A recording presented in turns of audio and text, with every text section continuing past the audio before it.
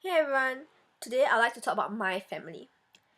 This picture is the simplified version of my family tree that I drew when I was 13. My family is very traditional, so we know everyone from my great-grandmother's generation down. So instead of boring everyone with a long-winded explanation of how my family works, let me tell you 3 stories about my family.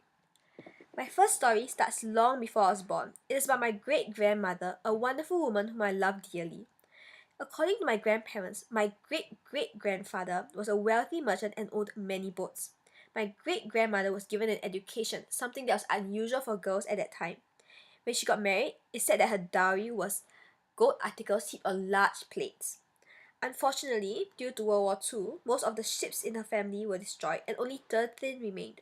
My great-grandfather wasn't good at business and he lost the remaining ships, after which he ran away to Myanmar and got a second wife. He never came back. But despite all these setbacks, my great-grandmother did not give up. With the help of her family, she raised my grandfather and sent him to school. Her hard work paid off, and by the time she died, or passed away, she was surrounded with a large and loving family. The second story I want to tell is about my dad and his family. For many years, my dad, my uncles, and my grandfather have been working in the same company. But unfortunately, the company went through some hard times and we had to sell a controlling stake to another company who did not share our values and came in and changed the company culture so much that it was unpleasant to work in.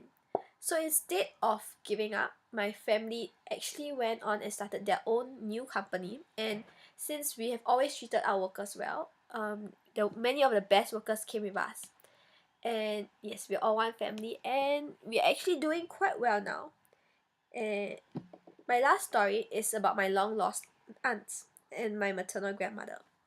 My mother's family was very poor, so there were many children, and because of that, my grandmother had to give away one of her kids in order to give her a better life. And even though this was for her child's benefit, she always wanted to meet her child and have a relationship with her.